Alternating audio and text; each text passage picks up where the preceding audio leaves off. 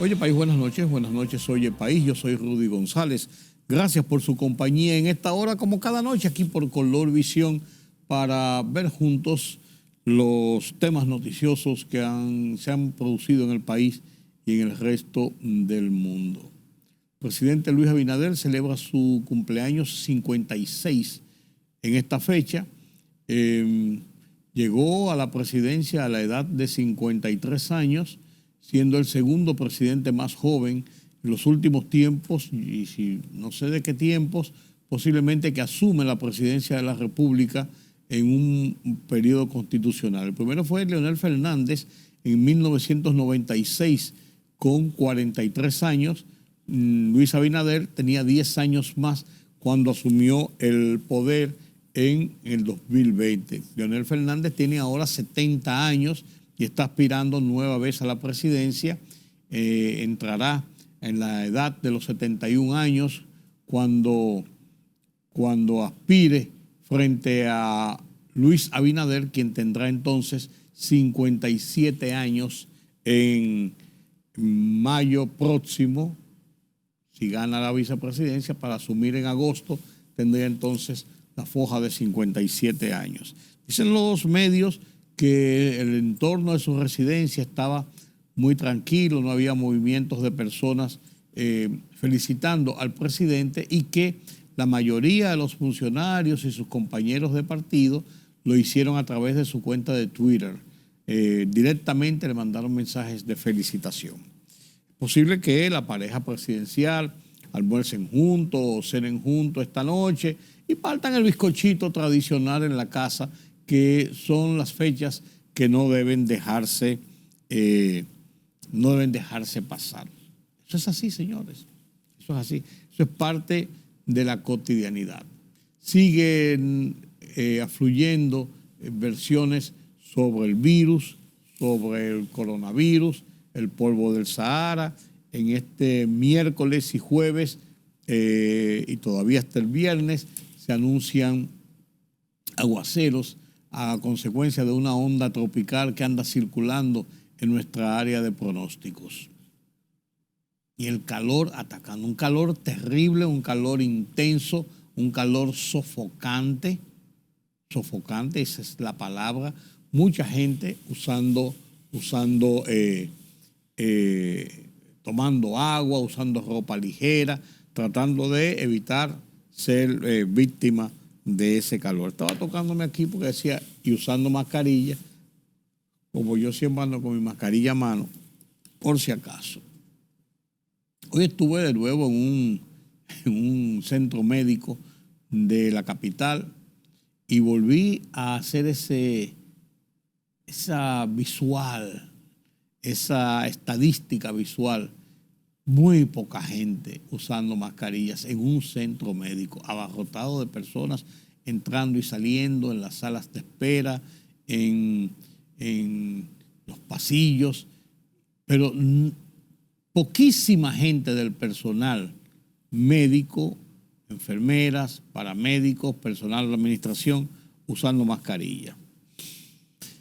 No sé lo que la gente pensará, que esto es un juego, que esto es un relajo, que yo no sé lo que las autoridades pretenden de ni siquiera dar unas señales de alerta para que la gente se proteja y se cuide. Yo no me voy a cansar de decirlo todas las noches, ustedes me excusan si le harta el que yo le diga esto todas las noches, pero yo creo que es mi deber como periodista, como comunicador, como interlocutor con ustedes, que me hacen el favor de compartir conmigo este programa cada noche. Yo creo que es mi deber decirlo y creo que es lo correcto. Conozco ya de mucha gente, cada vez más gente, con el problema de coronavirus y de influenza, con una gripe malísima. El tema central que ocupa la atención nacional en la fecha está relacionado con la Cámara de Cuentas y de cómo se ha convertido el tema que comenzó en la denuncia de dos jóvenes, recuerdo como hoy, dos jóvenes que dijeron y se quejaron públicamente de que habían sido acosadas por el presidente de la Cámara de Cuentas. acosadas con insinuaciones y todo esto. Esto comenzó como un escándalo de trabajo, laboral. Y esto fue cogiendo cuerpo y fue cogiendo cuerpo, y después salieron a flote las rebatiñas internas entre el pleno de 5 miembros de la Cámara de Cuentas, que estaban divididos en 2 parcelas, en 2 lados, y donde comenzaron también una serie de críticas, de quejas, de acusaciones de cómo se veía entorpecido la labor del pleno, de la cúpula de ese organismo constitucional para poder operar. Señores, la Cámara de Cuentas es uno de los organismos del Estado dominicano, no del gobierno dominicano, del Estado dominicano, establecido constitucionalmente, y tiene como su responsabilidad máxima el auscultar las dependencias públicas para determinar con sus auditorías el manejo en los fondos públicos y en los protocolos de compras, de empleomanía, de servicios que ofrecen. Es un organismo de control del Estado, de control del gobierno central. Como tal, sus funciones son vitales para el buen mantenimiento de la transparencia con que debe manejarse una administración. 2008, aquel escándalo que sacudió la Cámara de Cuentas por otras razones diferentes a las de ahora. Aquello era un juego de niño por lo que se enjuició a la Cámara de Cuentas del 2008 y sus incumbentes, cuando se iba a proceder y se autorizó proceder al juicio político, antes de que se procediera al juicio político, presentaron renuncias. Porque si le pasan el juicio político y eran expulsados de la Cámara de Cuentas, conjuntamente se le podía colocar un impedimento de servir en la administración pública por un periodo determinado. En esta ocasión se habla de hasta 10 años, impedimento de servir. Entonces, lo que comenzó con esa denuncia de 2 jóvenes siguió con un estado de anarquía denunciado entre las partes para el funcionamiento, la operatividad de la Cámara de Cuentas. Y esto ha ido navegando y navegando en reuniones, recuerdo que hubo unas reuniones que se provocaron hace varios meses, que hasta el presidente del Senado dijo en su momento, señores, en su momento, que compraran un bizcocho y celebraran el haber llegado a acuerdos para solucionar este problema. La elección de esta Cámara de Cuentas, después de las denuncias que incluso desde el propio presidente de la República en un discurso a la nación hizo sobre la Cámara de Cuentas del conjunto del Pleno de la Cámara de Cuentas anterior, diciendo que era toda una confabulación delincuencial, estructural del partido, del gobierno anterior para cometer todo tipo de vicios en la administración de los fondos públicos. Hasta se intervino la Cámara de Cuentas, se hizo un expediente desde el PECA, se allanó la Cámara de Cuentas, el local de la Cámara de Cuentas, una cosa sin precedentes. Y desde que se hizo todo esto hace 3 años, no ha surgido un expediente sobre este enjuiciamiento después de tantas acusaciones que se hicieron contra esa Cámara de Cuentas.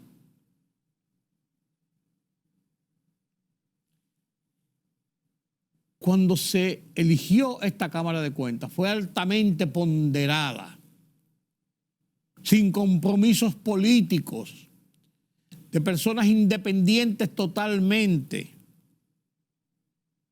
de profesionales de primera línea, de gente civilizada, de gente educada, de gente honesta. Recuerdo aquel discurso de Eduardo Estrella en el acto de juramentación, el 15 de abril del 2021, donde ponderaba y hablaba de esta nueva Cámara de Cuentas. Ustedes están hoy aquí por su trayectoria, por su hoja de vida y por sus capacidades. Comentaba hoy, cuando entraron los nuevos miembros de la Cámara a nuestra oficina, que estaban el presidente de la Cámara de Diputados y varios senadores y diputados, decía, tal vez la población no va a creer que nosotros en el día de hoy conocimos la mayoría de los miembros nuevos de la Cámara de Cuentas. Nunca le habíamos dado la mano. Y así me externaron la mayoría de los senadores y diputados que estaban ahí presentes. Eso es bueno y es un mensaje que yo creo que estamos mandando a la aprobación. Quiero resaltar también la gran participación de la mujer dominicana.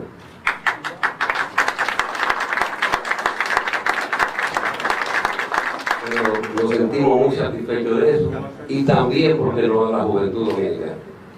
Un joven con apenas 40 años, 32 años, que va a presidir la Cámara de Cuentas.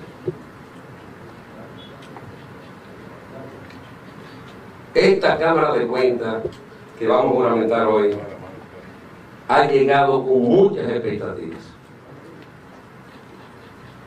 y con muchos retos. La población dominicana tiene los ojos puestos en ustedes.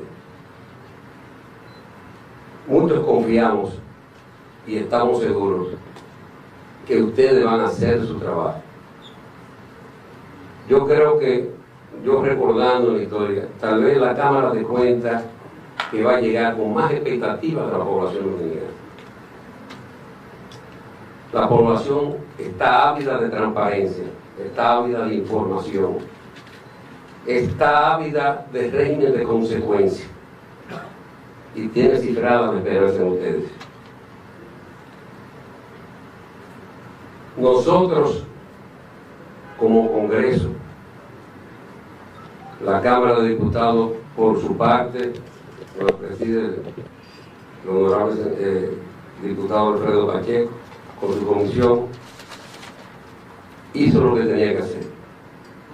El Senado de la República también cumplió con su deber y hizo lo que tenía que hacer. Nosotros, como Congreso de la República, cumplimos con nuestro deber ante el país, lo que la Constitución nos exige y nos demanda. Ahora le toca a ustedes, que llegaron sin compromiso, solo tienen que cumplir, y es lo que nosotros le pedimos, con la Constitución, con las leyes, con su conciencia y con la sociedad dominicana. Muchas gracias. Entonces, hay que ver que a partir de ese mismo momento comenzaron las rebatiñas. Y lo que en ese momento fue, después, la acusación de acoso y las desavenencias internas, ha surgido en que en una investigación que ha hecho la Cámara de Diputados se ha determinado una serie de incumplimientos constitucionales, legales, de acciones, pero pecaminosas, que han llevado a que una comisión especial designada para investigar el tema en la Cámara de Diputados haya propuesto y firmado un informe pidiendo un juicio político para sacar estos funcionarios de la Cámara de Cuentas. Apenas están en la mitad de su periodo. Se juramentaron el 21 de abril del 2021, deben durar hasta el 21 de abril o hasta abril del 2025. Están a la mitad de su periodo. Pero pasa, acontece y ocurre que el tema se ha convertido ahora en un tema político. En el medio de toda esta discusión, la Cámara de Cuentas está inoperante. No hay forma de que saquen una auditoría. Bueno, se habla de que en los 2 años, entre el 21 y el 22, de 100 y pico de auditorías que tenían pendientes, se hicieron apenas 12. 12 auditorías. 2 en el año pasado. Es un organismo inoperante totalmente. Y en ese trajín, en ese interín, el gobierno ordena, el presidente de la República ordena que la Contraloría General de la República haga auditorías a dependencias públicas. 18 se habló en principio, no se sabe si han seguido, y se den a conocer los resultados. Como no hay Cámara de Cuentas, se entiende que esto puede servir de auscultamiento a lo interno de esas dependencias. Sin embargo, lo que mucha gente entiende es que era una forma del gobierno ponerse delante ante cualquier posibilidad de acusaciones de cara a un proceso electoral sobre acciones eventuales de corrupción en algún departamento del Estado. Sin embargo, en esas mismas auditorías se consigna una serie de situaciones que no dejan del todo claro lo que ha pasado en algunas dependencias y con algunas situaciones de programas y de proyectos ejecutados y que tienen visos de irregularidades serias. Sin embargo, el Departamento de Ética del gobierno emite una declaración in voce diciendo que no, que ahí lo que había era, lo que se ha encontrado en esas auditorías que ha hecho la Contraloría son asuntos de procedimientos, tonterías que se han ido corrigiendo sobre la marcha, y le da de lado y le da prácticamente una exculpación de cualquier situación de irregularidad. Vaya usted a ver. Vaya usted a ver. Entonces, es válida la percepción de la gente de que con esto se pretendía, como hay una Cámara de Cuentas que no funciona, involucrada en esta situación, el gobierno tirarse la toalla, el propio gobierno, antes de que el tema corrupción, irregularidades se convierta en práctica de denuncia de cara a un proceso electoral que tenemos encima.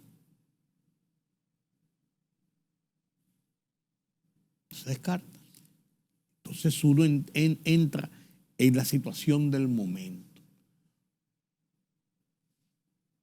Esta Cámara de Cuentas, que todo el mundo comenzó a decir que fulano es de fulano y fulano lo puso fulano y fulano es de fulano y pertenece a tal partido o a tal tendencia o tiene vínculos políticos, aunque, como ustedes vieron, el propio presidente del Senado dijo una Cámara impoluta de la política, de personas totalmente desligadas, independientes. La gente no se lo creyó y tenía su suspicacia, a cada gente le endilgó su posicionamiento, sus preferencias o sus acercamientos en el mundo de la política nacional.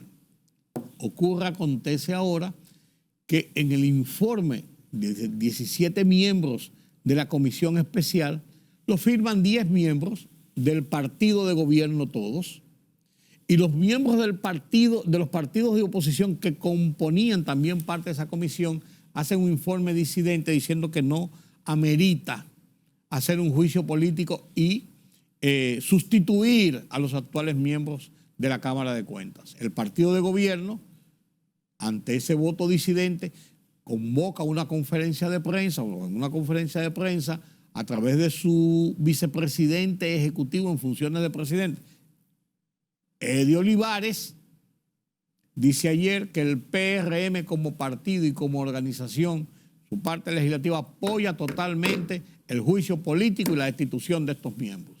Entonces, la oposición responde y entonces esto se convierte hoy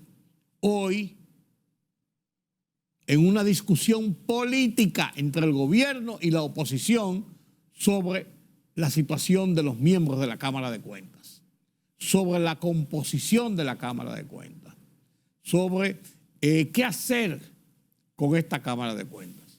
Ocurre, acontece y viene a ser que si se presenta ese informe al Pleno, el partido de gobierno no tiene la mayoría necesaria,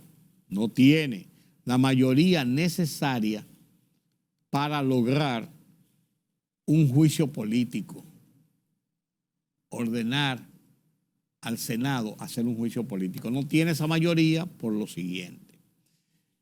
El Senado está compuesto por 190 diputados.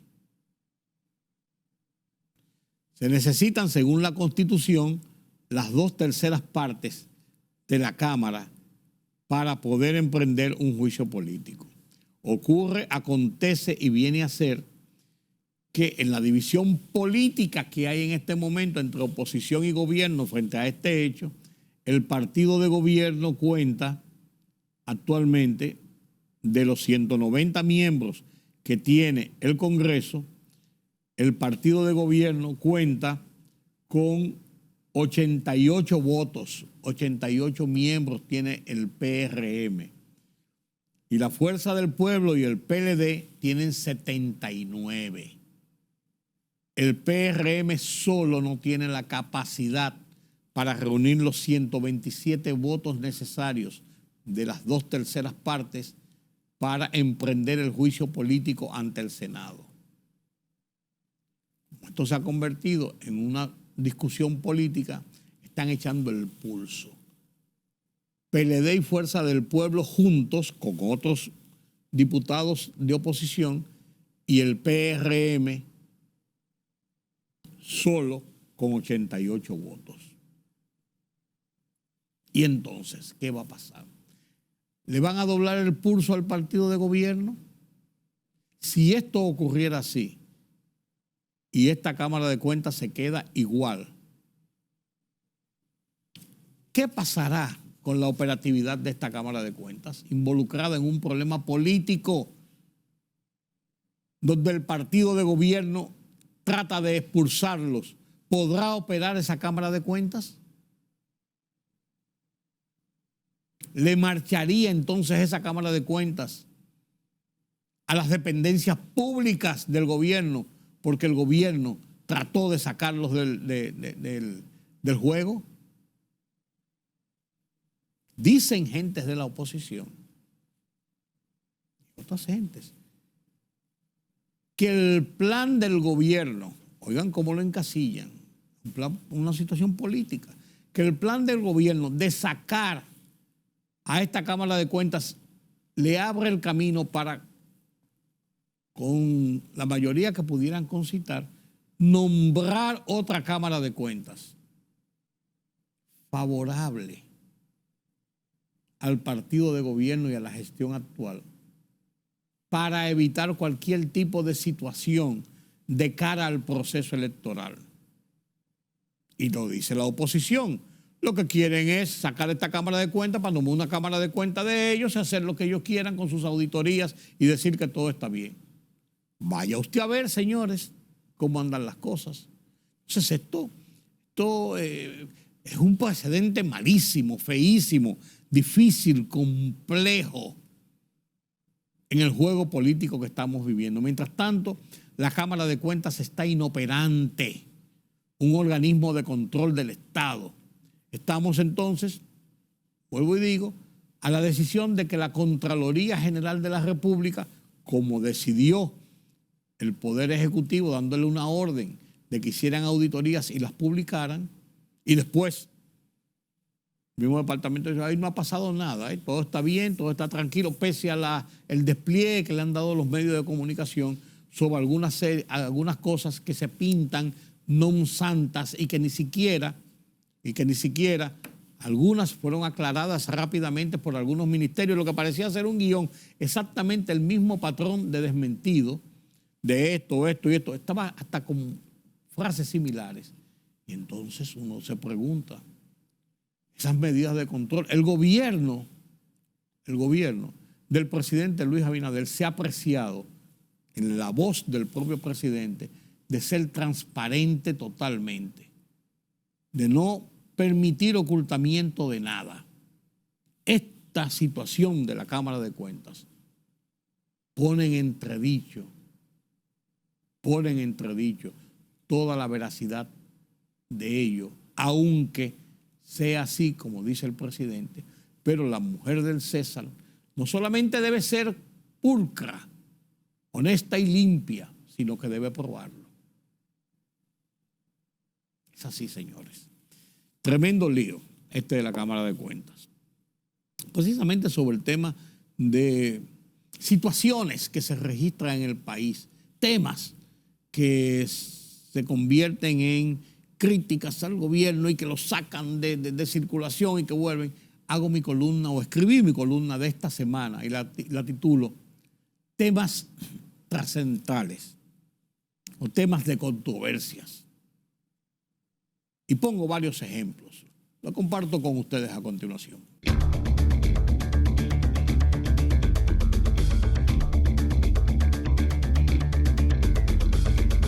Muchos entienden que el gobierno lanza globos de ensayo sobre algunos temas para que, de acuerdo a cómo reaccione la sociedad, decidir en consecuencia.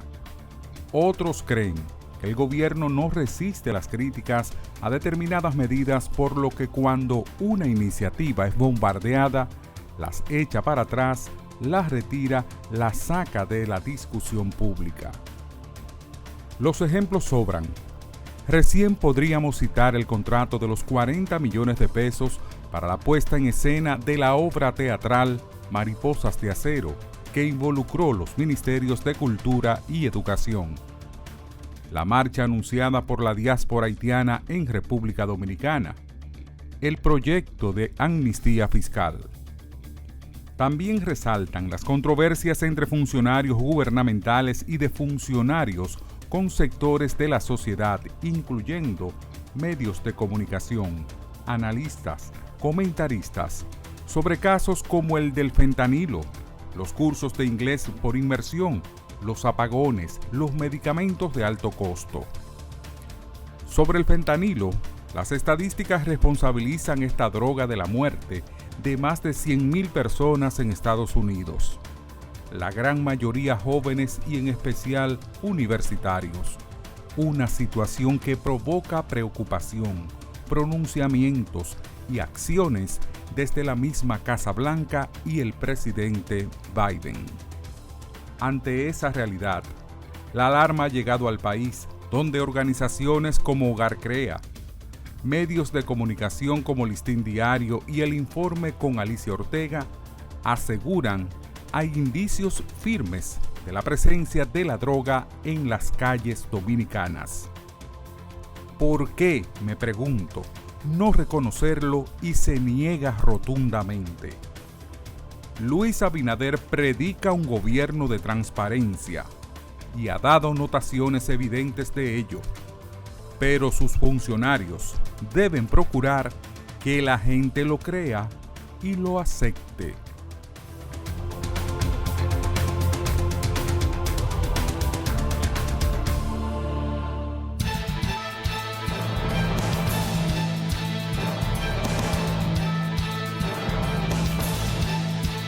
El encargado de negocios de la Embajada de Estados Unidos en Santo Domingo, Isaiah Perner, informó que su país pasará oficialmente el relevo a República Dominicana para acoger la Cumbre de las Américas para el año 2025. Perner resaltó la importancia de la democracia, así como los logros compartidos que Estados Unidos y República Dominicana han obtenido en los últimos años gracias a los fuertes lazos de cooperación que los unen.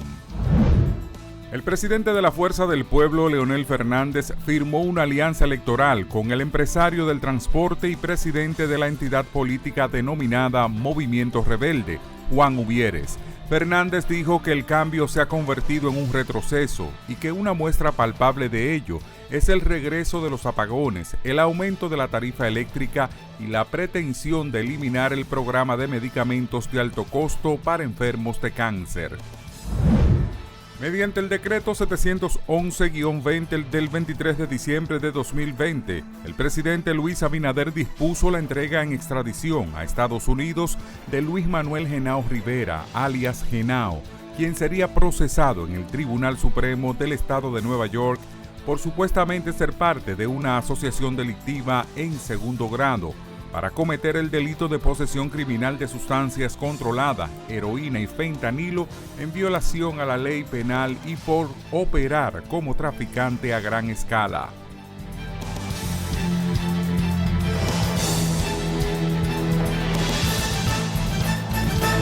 La libertad solo reside en los estados en los que el pueblo tiene el poder absoluto. Por el respeto a los valores democráticos y la dignidad del pueblo dominicano, el rumbo de la tarde, plural, objetivo, comprometido siempre con la verdad. Con Georgie Rodríguez, Rudy González y Ramón Colombo. Los poderosos ya están en el aire.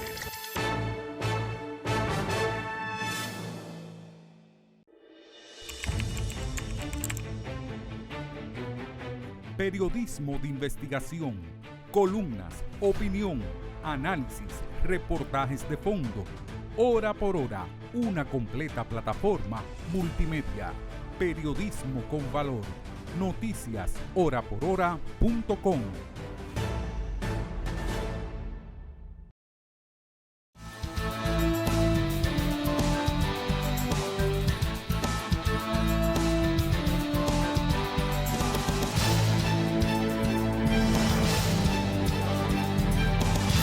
Gracias por continuar con nosotros aquí en Oye País.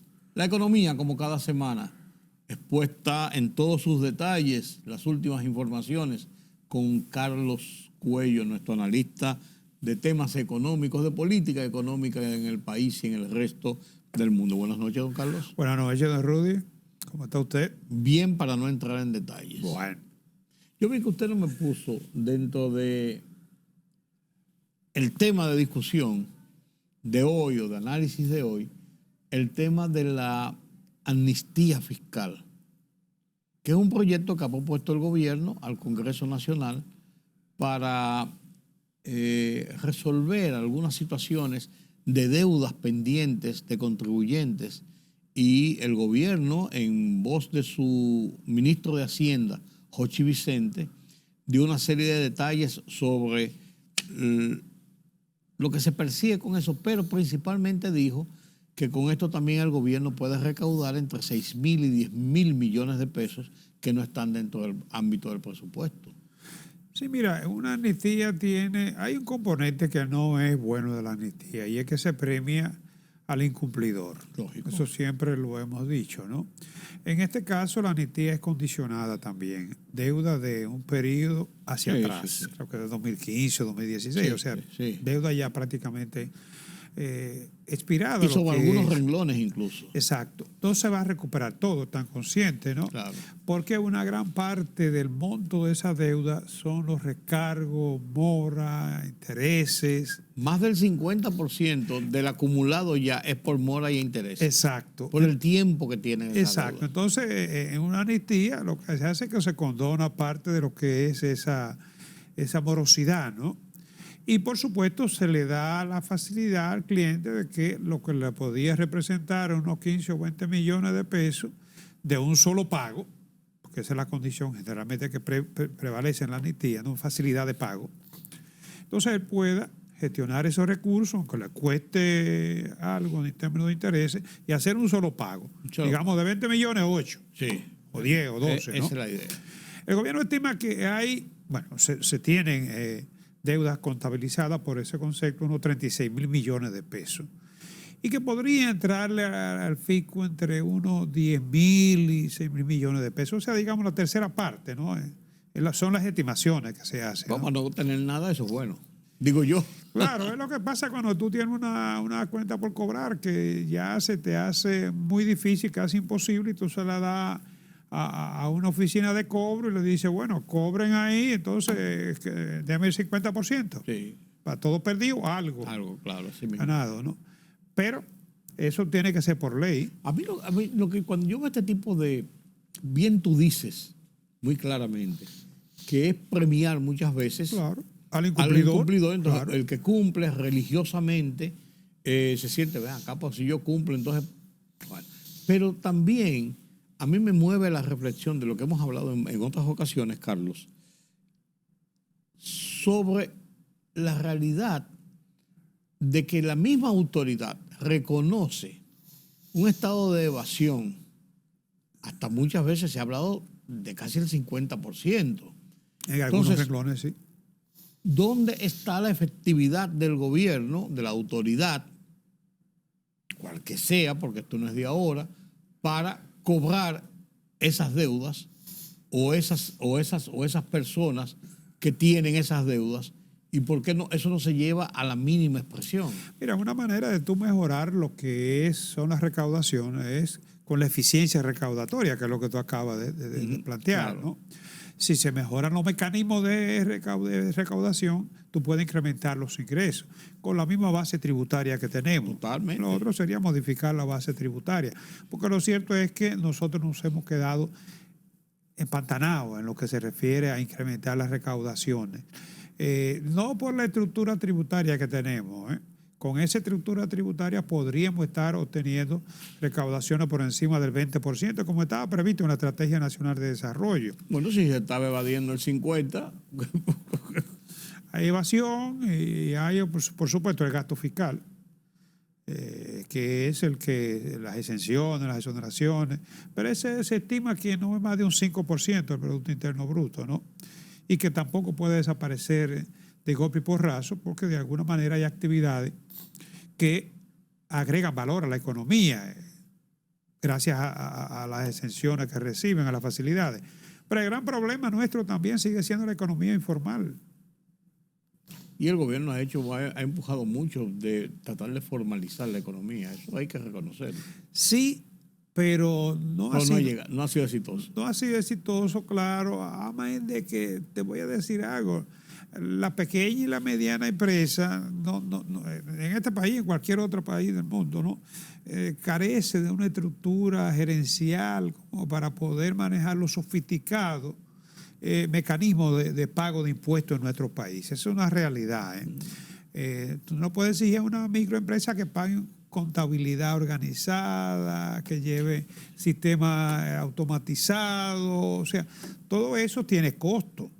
Costos y una operatividad que no todo el mundo tiene que tener personas especializadas en ello.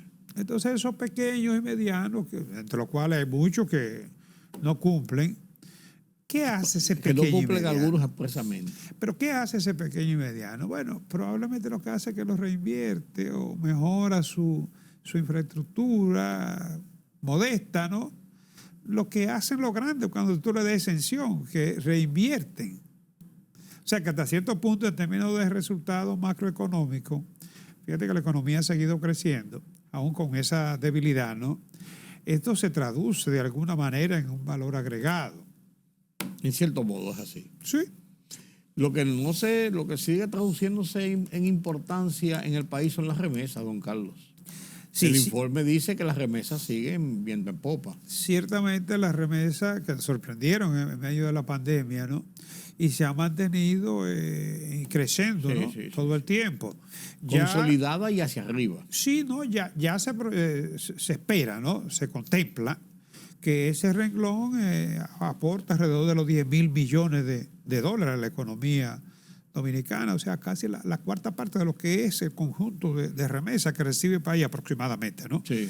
¿No? En este caso, las exportaciones están en torno a los 12.000 millones de dólares, las remesas que andan por los 10.000 millones, el turismo que parece que también va a girar en torno a los 10.000 millones de dólares, lo tenemos ahí para analizarlo. Y, por supuesto, la inversión extranjera directa. A eso habría que agregar lo que son las entradas de capitales de deuda, que es una fuente no santa, quizás no deseable, pero representa una fuente de Es entrada una- de divisas es para una la realidad, economía, es una ¿no? realidad, Aunque claro. después supone una salida también por Sí, concepto de pago. por asuntos de pago de intereses Sí. y pago de capital. Claro. Pero la inversión extranjera directa, que lo vamos a analizar más adelante también, a raíz del informe de la CEPAL, tiene un componente muy diferente porque eso plantea de alguna manera o reinversión de utilidades o entrada de capital para con vocación de, digamos, de permanencia, ¿no? Así es. Quizás para mí una de las más nobles, de los más nobles ingresos, son las remesas. Porque va dirigido directamente al sector más pobre del país, que es donde se consolida la gran cantidad de dinero que mandan los dominicanos de fuera del país a sus familiares aquí y se convierte en un dinamismo del comercio, pero también en una solución de los problemas o de ayuda, de paliar soluciones del problema de la pobreza. Sí, tiene esa ventaja Sí.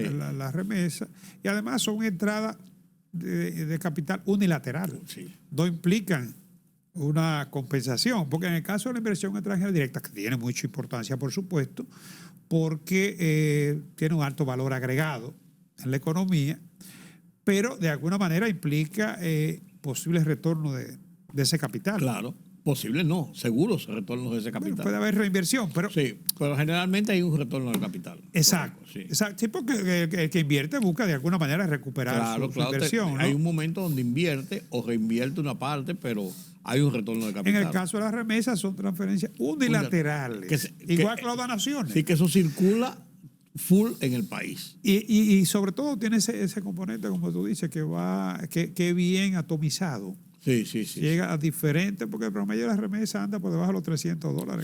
Sí, son remesas para solucionar el problema cotidiano, mensual de las familias. Del diario vivir. Sí. Y eso hace circular el comercio y hace circular también, como digo, atenuar un poco los sistemas de pobreza, porque va dirigido a los más pobres. Claro, fíjate, por ejemplo, en junio de este año fueron 846.4 millones que entraron. Muy buenos. Por concepto de remesa. En el 2022 fueron 808, o sea, hubo un incremento de un 5.3%. Año tras año se ha ido incrementando y siempre pensamos como que se va a revertir la tendencia, Sí, ¿no? pero no. Pero todavía no se ha revertido.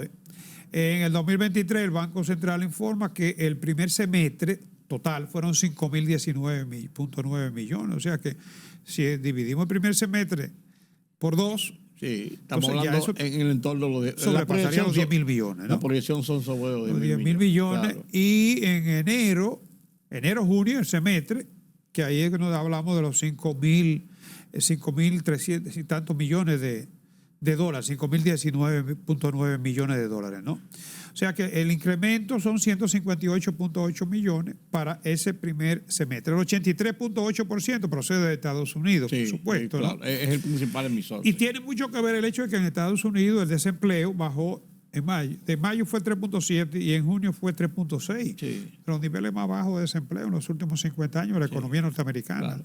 Y eso también afecta en positivo a los dominicanos. Aunque A todavía eso. siguen con problemas de inflación. Sí, pero la reducción de empleo significa es favorable para los Un empleo dominicanos. con inflación es mejor que un desempleo sin Sí, inflación. claro, así mismo es. Pero también en la inversión extranjera se ha hablado, y ha hablado el informe de la CEPAL, sobre cómo está la situación en América Latina y Sí. en República Dominicana. La lógico. CEPAL publica ese informe de la inversión extranjera directa en América Latina y el Caribe anualmente, ¿no? En este caso, la cifra nuestra ya se conocía, coincide con la que dio el Banco Central, 4.010 millones de dólares, el nivel más alto que nosotros hayamos registrado en inversión extranjera. Pero con respecto a lo que es la inversión extranjera en el mundo, que cayó en un 12%, según lo dice la UNTAC, en 1.29 billones de dólares. Cayó, pero en América Latina se incrementó. Claro que tú ves. Aquí podría estar jugando un papel importante el nurturing, o sea, buscar, ¿no?, con los problemas de la guerra y la pandemia, depender lo menos posible de producción lejana. Entonces, fíjate que República Dominicana tuvo un incremento de un 25%. Con Costa Rica lidera la región de Centroamérica. Y en el Caribe, con Guyana, Bueno, que pues Guyana es petróleo, sí. Sí, no, y podríamos decir incluso la excepción del momento, es la vedette del momento. Claro, pero tanto Guyana como nosotros tenemos más de 4.000 millones. O sea, el 80% de la inversión del Caribe es de República Dominicana y Guyana. Así es, así es. O sea que, claro, aquí influye mucho el turismo.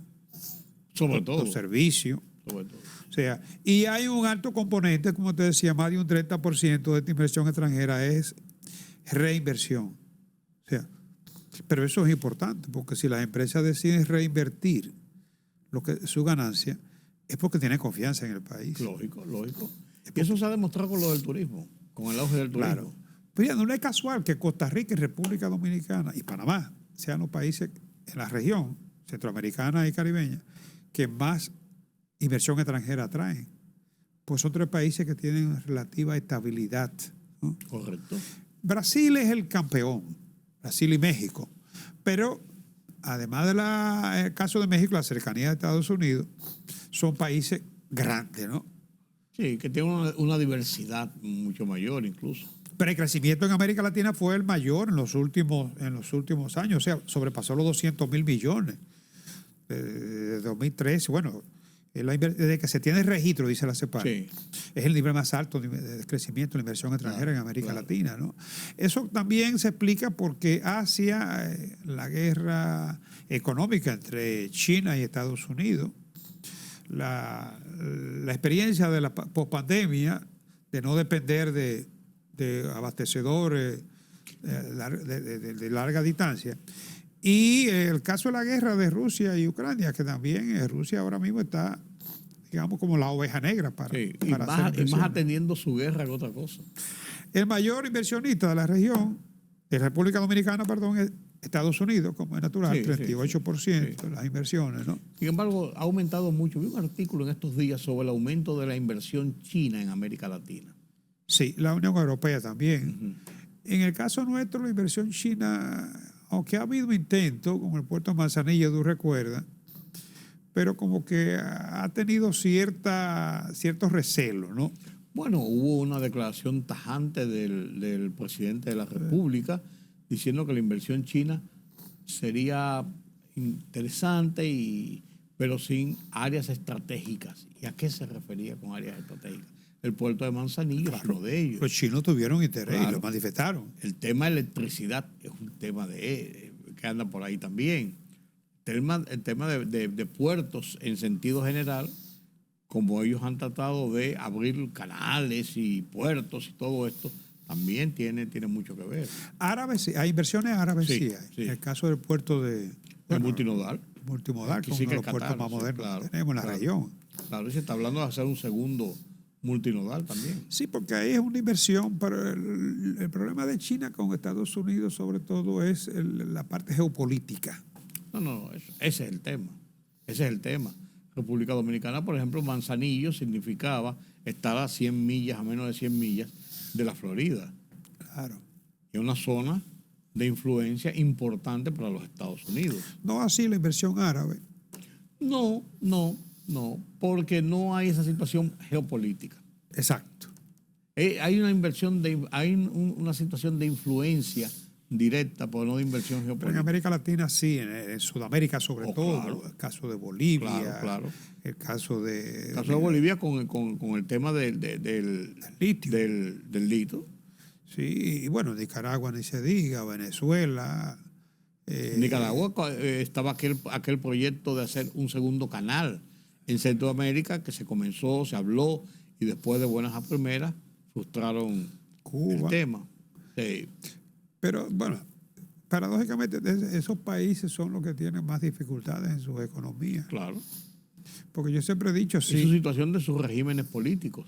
Sí, y aunque han encontrado apoyo político, no así económico, por parte de países que, bueno, están enfrentados, tienen una rivalidad con Occidente, no solamente con Estados Unidos, con Occidente, mayormente con Estados Unidos. Con ¿no? Estados Unidos principalmente. Pero no han podido desarrollar un país Eso es así. de los que ellos apoyan. Porque si por ejemplo, Rusia, que estuvo apoyando incondicionalmente a Cuba en su momento, debió haber hecho de Cuba un país desarrollado. No. El mejor ejemplo.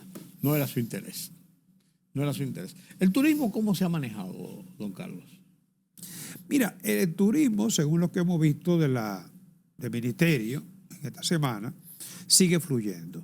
Estamos hablando de que en el mes de junio el país recibió unos 800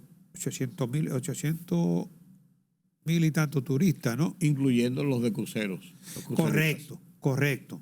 Los turistas más los cruceristas. Estamos hablando de 5.3 millones. O sea, para un semestre, yo creo que es un dato muy halagador. Es muy bueno. Porque eso tú lo proyectas y está representando, podríamos llegar a los 10 millones. A soñado 10 millones, ¿no? Óyeme, 707.283 nada más en el mes de junio. Entonces, claro, aquí hay 4 millones que son, digamos que visitantes no residentes.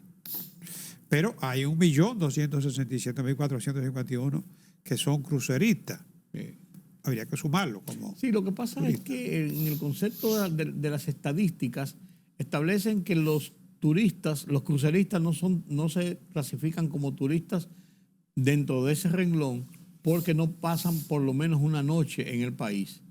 Porque los cruceros vienen, entran en la madrugada o en la noche, amanecen en el puerto, desembarcan los turistas y a las 5 o las 6 de la tarde están volviendo a su barco para irse de nuevo. Sí, creo que este mes estaba contemplado que más de uno interdiario tocaría Puerto Claro, 30, había 30 señalados para el mes de julio, en el puerto de Puerto Plata, que puerto son Puerto Plata. Son dos, el Taino Bay y el otro. Bueno. Sí.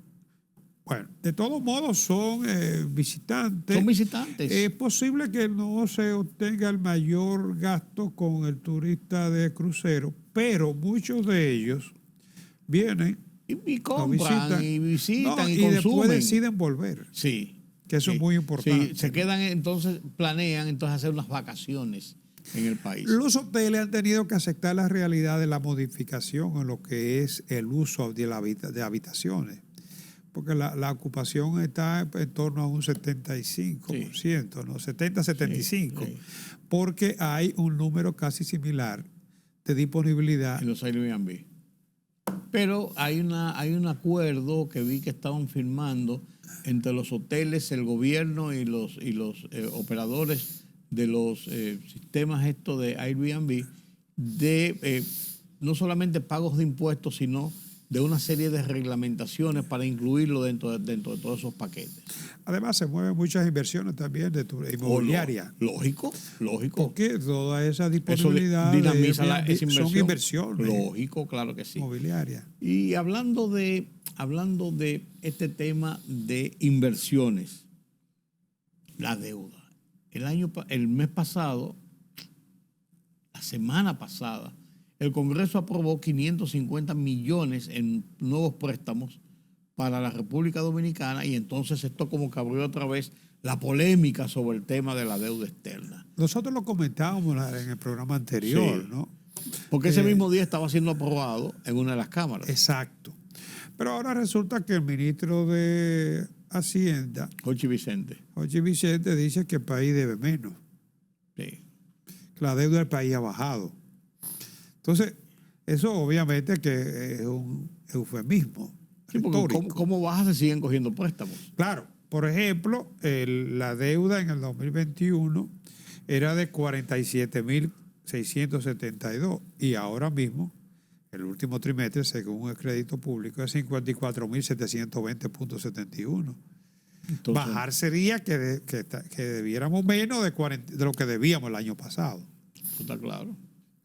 Eso es obvio, ¿no? La deuda subió en 11.629 millones, según la cifra que estamos presentando, ¿no? Eso equivale a un promedio de 2020 acá, para este periodo de gobierno, de 3.524 millones de dólares. Promedio de incremento anual. Claro, que eso es respetable. Es cierto que el coeficiente deuda PBI bajó de 49.7 a 44.7. O sea, en otras palabras, si se tratara de una inversión privada, tú dirás, bueno, yo debía 100 millones, pero mi patrimonio antes eran 150. Ahora debo 120 millones, pero mi patrimonio, mi conjunto, mejor dicho, mis activos son 250. Entonces, cuando tú divides la proporción que representa la deuda de lo que tú posees, sí, bajó el porcentaje, sí, pero tú debes más. Pues debes más, automáticamente. Pero sí, yo te decía que ese coeficiente no es del todo indicado para medir la realidad del endeudamiento. Ahora, si nos vamos a lo que es el pago de intereses con respecto a los ingresos, pero es que resulta que ahí tenemos prácticamente 29% de los 4 primeros países en América Latina, ¿no?, en comprometer parte de sus ingresos para hacerle frente al servicio de la deuda. Eso es lo que significa, eso para un presupuesto. ¿Cómo se explica que debemos menos y que estamos pagando más intereses? Sí. Claro, las causas ya las explicamos en el programa anterior, ¿no? O sea, que hay un problema y una reforma fiscal que no se quiere tocar, que no se va a tocar, pero que no significa que no sea necesaria y urgente para corregir esa situación. Porque ya el Fondo Monetario lo advertía en su último informe, ¿no? El informe de su visita a la República Dominicana. Claro, es un problema, llámale como se le llame, sostenibilidad fiscal.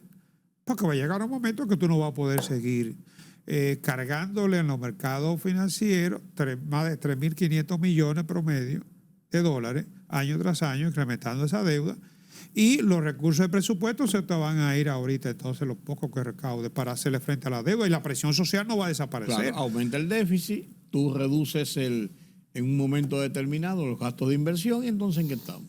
Y te va a costar más caro conseguir dinero. Y llegará un momento que los prestamistas te van a jalar la manguera. ¿De dónde tú vas a sacar los cuartos? Lo que es lógico. Gracias, Carlos. Gracias a ustedes, amables telespectadores. Nos vemos la semana que viene. Si Dios Vamos quiere. a analizar nueva vez la economía Seguimos aquí en República Dominicana. Así es. Entonces, permítame la pausa. Seguimos aquí en Oye País.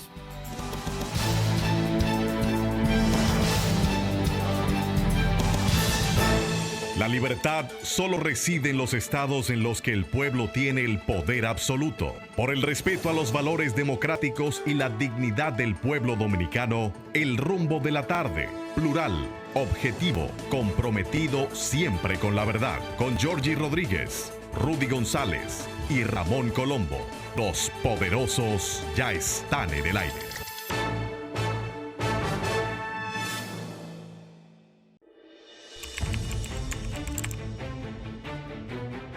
Periodismo de investigación, columnas, opinión, análisis, reportajes de fondo. Hora por hora, una completa plataforma multimedia. Periodismo con valor. Noticias horaporhora.com.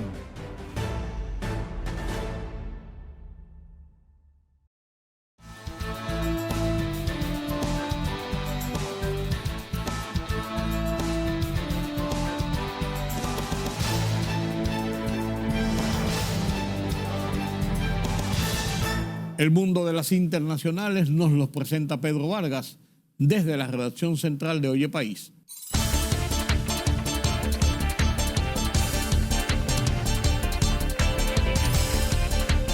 Los máximos representantes de la diplomacia de Estados Unidos, China y Rusia coinciden en las reuniones multilaterales de exteriores celebradas en Yakarta en el marco de la Asociación de Naciones del Sudeste Asiático. En un discurso, el presidente de Indonesia, Joko Widodo, resaltó la importancia de la Asociación de Naciones del Sudeste Asiático como un foro de diálogo y pidió al resto de los países trabajar para evitar las políticas de suma cero y defender el respeto de las leyes internacionales. El dominicano Tomás Abreu, de 25 años, acusado ante el Tribunal Penal de Queens de asesinato en segundo grado, 4 cargos de intento de asesinato en segundo grado, 2 cargos de agresión en primer grado, 2 cargos de segundo grado y de posesión criminal de un arma. Podría ser condenado a cadena perpetua, informaron fuentes judiciales. El dominicano disparó al azar el pasado fin de semana en Queens y Brooklyn, matando a una persona de 86 años mientras caminaba e hiriendo a otras 3. Arrancó oficialmente la campaña para las elecciones presidenciales anticipadas en Ecuador, que se celebrarán el próximo 20 de agosto, tras una decisión de adelantar estas actividades proselitistas por parte del Consejo Nacional Electoral.